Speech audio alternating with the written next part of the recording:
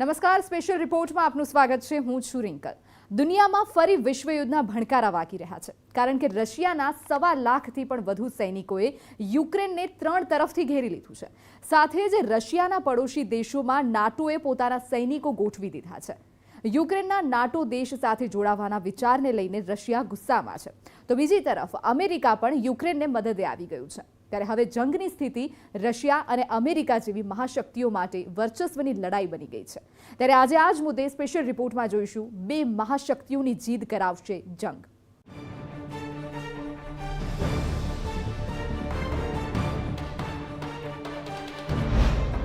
America Russia આમને સામને.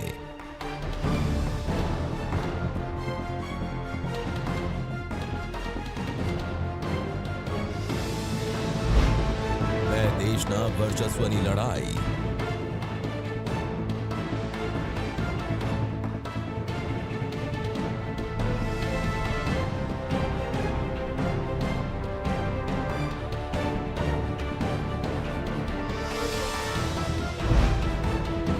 જીદ કરાવશે જંગ.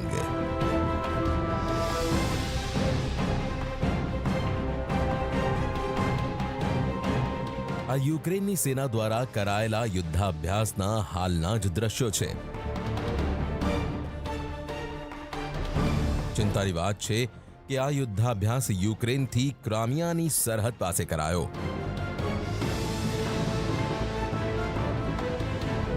કારણ કે ક્રાઇમિયા પર હાલ રશિયાનો કબજો છે, ત્યારે ક્રાઇમિયાની સરહદ પાસે યુક્રેનનો આ યુદ્ધાભ્યાસ ચિંતા વધારનારો છે.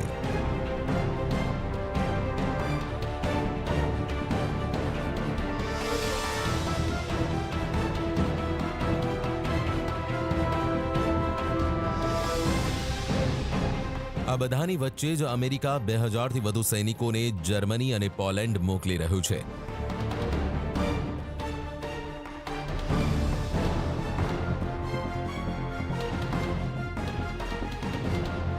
અને એ પણ એવા સમયે જ્યારે યુરોપમાં પહેલાથી જ અમેરિકાના 60,000થી વધુ સૈનિકો હાજર છે. તો બીજી તરફ જર્મનીથી 1,000 સૈનિકોને રોમાનિયા મોકલી દેવાયા છે.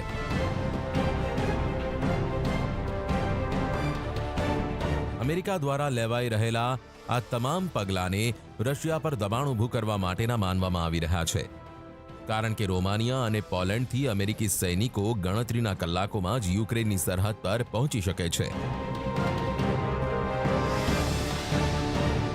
અમેરિકાના આ નિર્ણયને પુતિનના ગુસ્સાને વધારી દીધો છે. રશિયાએ અમેરિકાના આ નિર્ણયને વિધ્વંસકારી ગણાવ્યો છે. રશિયાના ઉપવિદેશ મંત્રી એલેક્ઝાન્ડરે દાવો કર્યો છે કે કારણ વગર વિધ્વંસક પગલાઓથી સૈન્ય તણાવ વધશે અને રાજનીતિક નિર્ણયો માટે જગ્યા ઓછી રહેશે.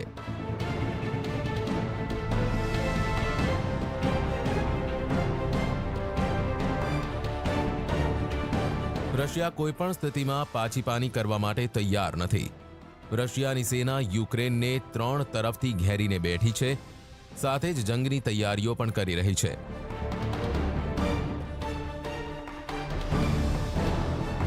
જમીન પર રશિયાની 150 મીટર મોટર સંચાલિત રાઇફલ ડિવિઝન યુદ્ધાભ્યાસ કરી રહી છે, તો સમુદ્રમાં તેનો ઉત્તરી કાફલો જંગ લડવાની તૈયારીમાં લાગેલો છે.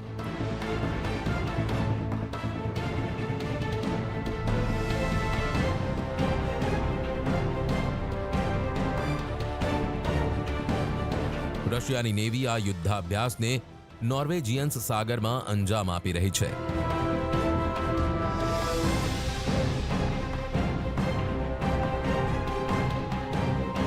તો બીજી તરફ યુદ્ધના ભણકારા વાગવા લાગતા યુક્રેનના શહેરોમાં દિવસે ને દિવસે જંગની દહેશત ફેલાઈ રહી છે.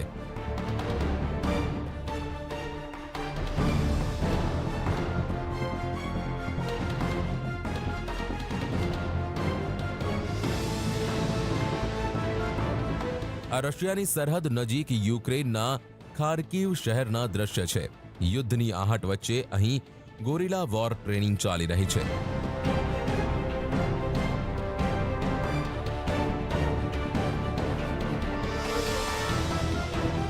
સામાન્ય દેશોની જેમ અહીં પણ દિવસ થાય છે અને રાત થાય છે.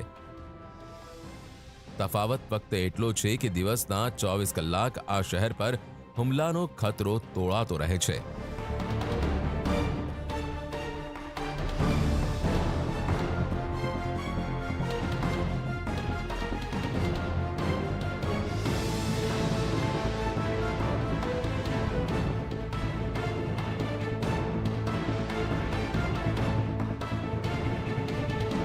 દિવસ હોય કે પછી રાત હોય, અહીં રહેતા તમામ લોકો ભયના ઓથાર હેઠળ જિંદગી જીવી રહ્યા છે.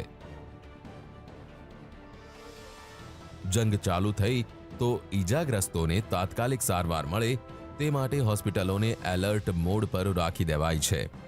યુદ્ધની વચ્ચે લોકોની સુરક્ષા માટે હોસ્પિટલના બેઝમેન્ટને ઇમરજન્સી શેલ્ટરમાં ફેરવી દેવાયા છે. Считаю, что если бы они хотели что-то предпринять, нашей страны уже как таковой не было. Уже бы ее разбомбили, растаскали, размародировали, то есть уничтожили реально. То есть с этим ничего не поделаешь. Если бы кто-то хотел, уже бы так было. Страна огромная, Россия воюет всю жизнь. Россия подготовлена к войне больше, чем кто-либо.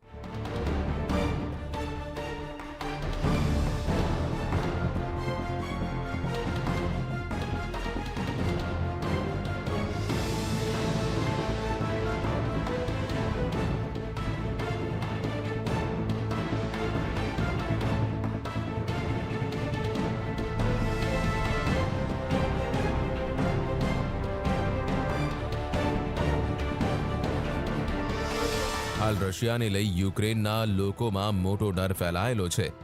ત્યારે લોકોના દિલો દિમાગ પર હાવી થઈ ગયેલા ડરને દૂર કરવા માટે દુશ્મન દેશને ધૂળ ચટાડવા માટે યુક્રેનના યુવાનોનું એક ગ્રુપ યુદ્ધાભ્યાસ કરી રહ્યું છે. યુવાનોના આ સંગઠનને યુક્રેનમાં રાઇટ યુથના નામથી ઓળખવામાં આવે છે. યુવાનોનું આ સંગઠન યુક્રેનના તમામ શહેરોમાં તૈનાત છે. હાલ આ સંગઠનના યુવાનો રશિયાની સેનાને માત આપવા માટે ગોરિલા વોર પ્રેક્ટિસ કરી રહ્યા છે. જો યુદ્ધની શરૂઆત થાય અને રશિયાની સેના શહેરમાં ઘૂસી આવી તો દુશ્મનથી શહેરને કેવી રીતે બચાવવું તેને લઈને આ યુવાનોએ યુદ્ધાભ્યાસ કર્યો.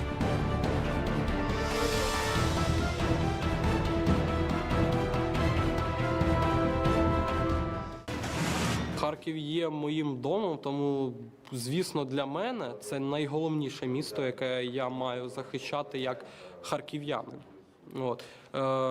Так само Харків є прифронтовим містом, де є як економічні, як сказати, як економічні чинники, так і стратегічні. Тобто, вирогідніше за все, я не знаю, як буде відбуватися у разі вторгнення, будуть окупувати Харків, не будуть заходити, будуть. Але факт у тому, що дуже багато харків'ян, як і будь-яких громадян України, які готові захищати своє до останнього, як наш дім, бо іншого дому у нас немає.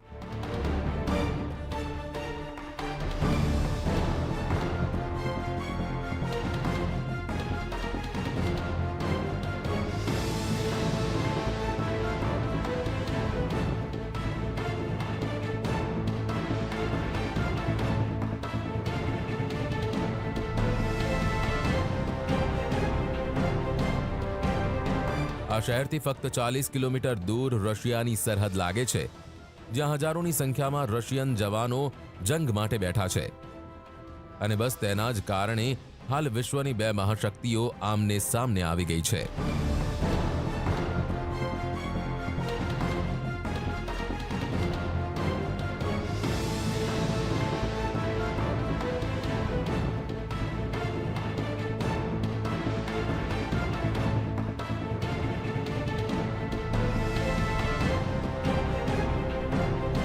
યુક્રેનને લઈને ફરી એકવાર રશિયા અને અમેરિકા વચ્ચે વર્ચસ્વની લડાઈ ચાલુ થઈ ગઈ છે. ત્યારે યુક્રેનના રાષ્ટ્રપતિએ ચિંતા વ્યક્ત કરી કે જો રશિયા અને યુક્રેન વચ્ચે જંગનું એલાન થયું તો તે માત્ર બંને દેશની સરહદ સુધી જ નહીં હોય, આ જંગ આખા યુરોપમાં ફેલાઈ જશે. Я відверто говорю, що це не буде війна України з Росією, це буде війна в Європі повномасштабна, тому що ніхто не віддасть більше своїх територій і людей. Дякую.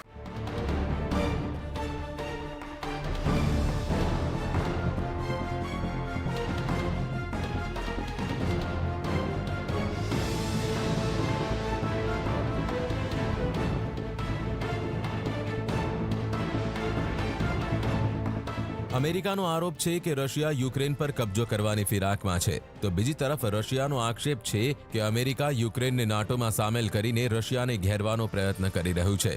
રશિયાના રાષ્ટ્રપતિ પુતિનને તો ત્યાં સુધી કહી દીધું છે કે અમેરિકા યુદ્ધ કરવા માટે અમને છંછેડી રહ્યું છે.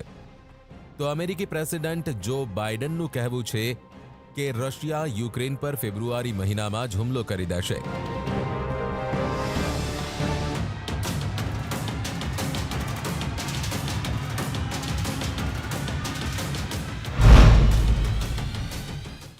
યુક્રેનના નાટોમાં જોડાવાને લઈને રશિયા લાલચોળ છે. તેવામાં અમેરિકા પણ આ જંગને હવા આપીને યુક્રેનની પડખે આવીને ઊભું રહ્યું છે.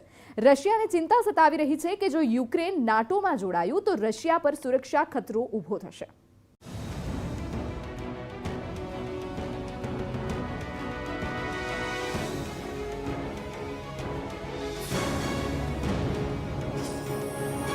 રશિયાની પહેલી અને સૌથી મોટી માંગ એ છે કે યુક્રેનને નાટોમાં સામેલ ન કરવામાં આવે.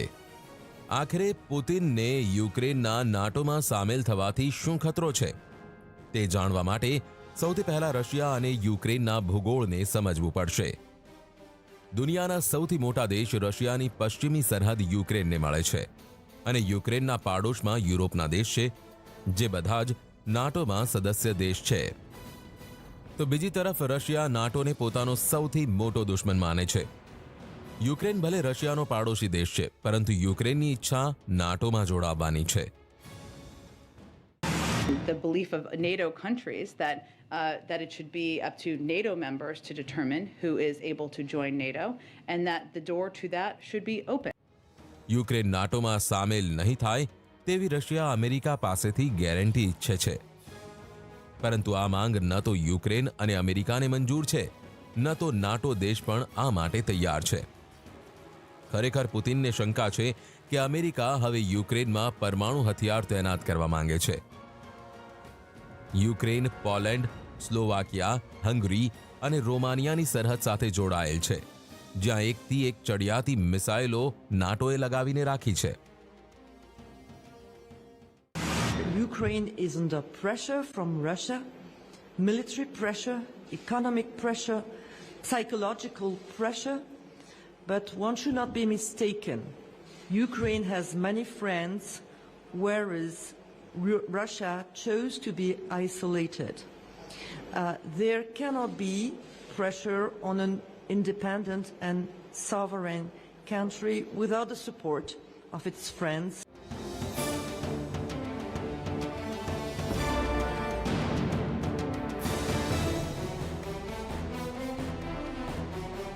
અમેરિકા નાટોનો સૌથી મોટો ભાગીદાર છે. યુરોપમાં અમેરિકાના 60,000થી વધુ સૈનિક તૈનાત છે. જર્મનીમાં સૌથી વધુ 119 બેઝમાં 33,948 અમેરિકી સૈનિક ખડે પગે છે. ઇટલીમાં 44 બેઝ પર 12,247 અમેરિકી સૈનિક. બ્રિટનમાં 24 સૈન્ય બેઝ પર 9,274 સૈનિક છે. સ્પેનમાં 4 બેઝ પર 3,168 સૈનિક હાજર છે. તો ઉત્તરમાં નોર્વેના 7 બેઝ પર 733 અમેરિકી સૈનિક અને રશિયાની નજીકના ફિનલેન્ડમાં 19 અમેરિકી સૈનિક ખડે પગે છે.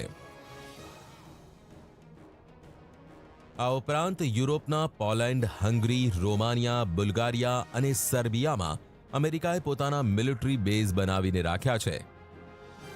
યુરોપમાં આ ફક્ત એ ઠેકાણા છે જ્યાં માત્ર અમેરિકાના સૈનિકો જ તૈનાત છે. આ ઉપરાંત નાટોના અનેક સૈન્ય બેઝ આખા યુરોપમાં ફેલાયેલા છે. ખાસ કરીને પશ્ચિમી યુરોપમાં નાટોના વિસ્તારને રશિયા પોતાના માટે ખતરો માને છે. નાટોને રશિયા પોતાનો સૌથી મોટો દુશ્મન માને છે. નાટોની રચના સોવિયત સંઘને ખંડ કરવા માટે થઈ હતી. નોર્થ એટલાન્ટિક ટ્રીટી ઓર્ગેનાઇઝેશન એટલે કે નાટો બીજા વિશ્વયુદ્ધ પછી 1949માં બન્યું હતું. 1949માં અમેરિકા, કેનેડા, બ્રિટન, ફ્રાન્સ સહિત 12 દેશોએ મળીને નાટોનું નિર્માણ કર્યું હતું, જે પછી 1952માં ગ્રીસ અને તુર્કી નાટોમાં સામેલ થયા. 1955માં જર્મની અને 1982માં સ્પેન પણ નાટોમાં સામેલ થઈ ગયું. આગળ જઈને 1999માં ચેક રિપબ્લિક, પોલેન્ડ અને હંગરી જોડાતા નાટો વધારે મજબૂત થઈ ગયો. 5 વર્ષ પછી 2004માં 7 વધુ દેશ જોડાયા. 2009માં ક્રોએશિયા, અલ્બાનિયા જોડાયા. 2017માં મોન્ટેનેગ્રો અને 2020માં ઉત્તરી મેસિડોનિયા સામેલ થયું.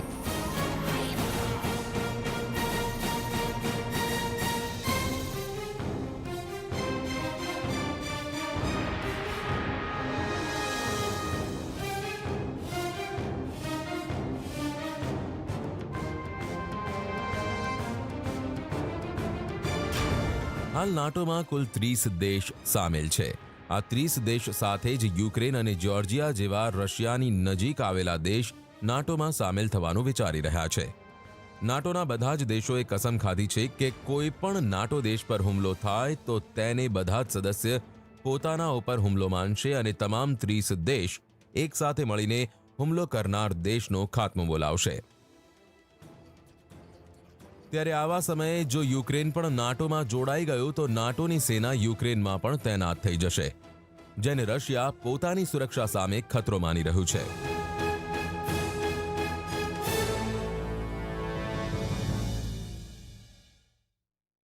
સ્પેશિયલ રિપોર્ટમાં અત્યારે બસ આટલું જ. વધુ સમાચારો માટે આપ જોતા રહો ન્યૂઝ 18 ગુજરાતી. નમસ્કાર.